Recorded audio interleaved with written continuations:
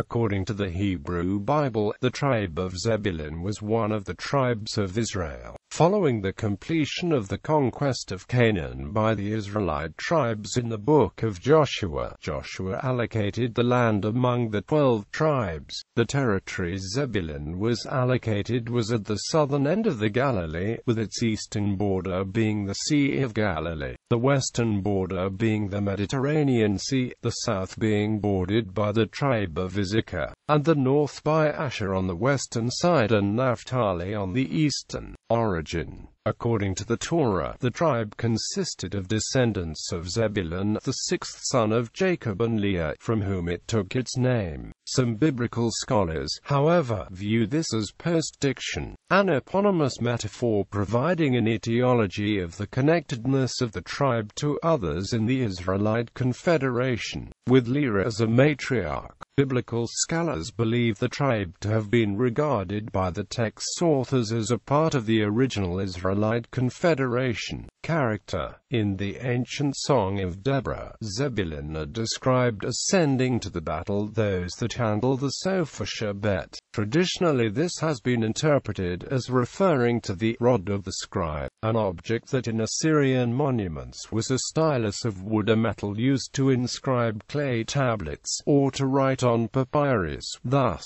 those who wielded it would have been the associates, assistants of lawgivers. Consequently, in Jewish tradition, the tribe of Zebulun was considered to have a symbiotic relationship with the tribe of Issachar, its neighbor, and a tribe that traditionally was seen as having many scholars, whereby Zebulun would financially support Issachar's devotion to study and teaching of the Torah, in exchange for a share of the spiritual reward from such learning. The terms Issachar and Zebulun came to be used by Jews for anyone engaged in such a relationship. More recent scholarship, as expressed for example in translations such as the Revised Standard Version, instead render the description in the Song of Deborah of the people sent to battle by Zebulun as those who handled the marshal's staff. In other words, Zebulun had simply sent military officers.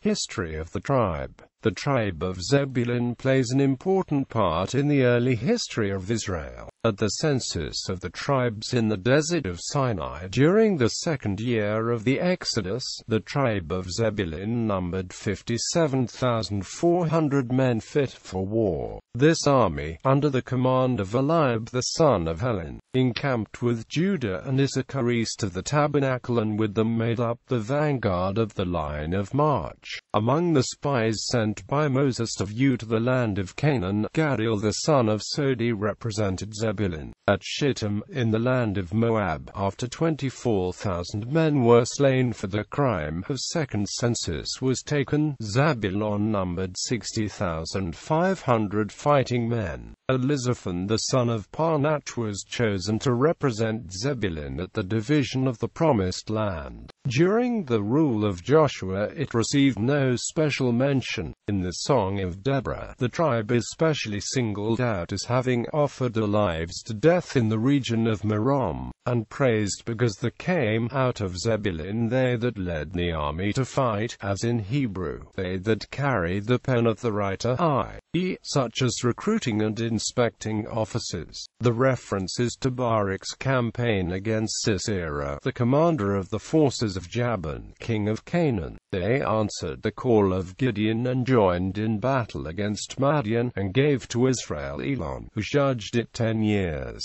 Among those that followed David to Hebron to make him king were 50,000 fully armed men of Zebulun with no double heart, who brought with them, as sign of the hearty allegiance, bounteous supplies of meat and drink to celebrate the accession of the new ruler. When Hezekiah made reparation for the abominations of his father Ahaz, he invited all Israel to keep the Passover in the house of the Lord. Mockery and ridicule met the emissaries of the reformer, yet some were true to the religion of the fathers, and, even from far away, Zebulun went up to Jerusalem, destroyed the idols, and kept the feast of the unleavened bread.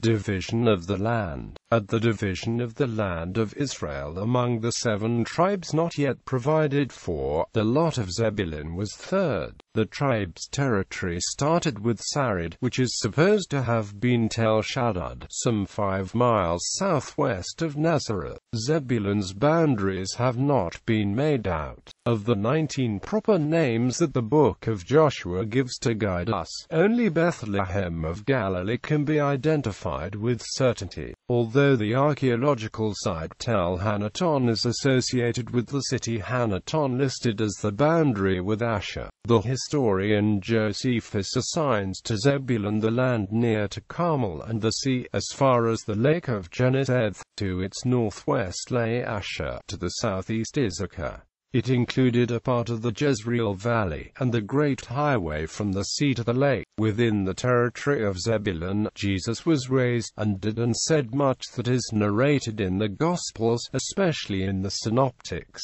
about his Galilean ministry. Fate. As part of the kingdom of Israel, the territory of Zebulun was conquered by the Assyrians, and the tribe exiled. The manner of their exile led to the further history being lost. Israeli Knesset member Ayub Kara speculated that the Druze had descended from one of the lost tribes of Israel, probably Zebulun. Kara stated that the Druze share many of the same beliefs as Jews, and that he has genetic evidence to prove that the Druze were descended from Jews.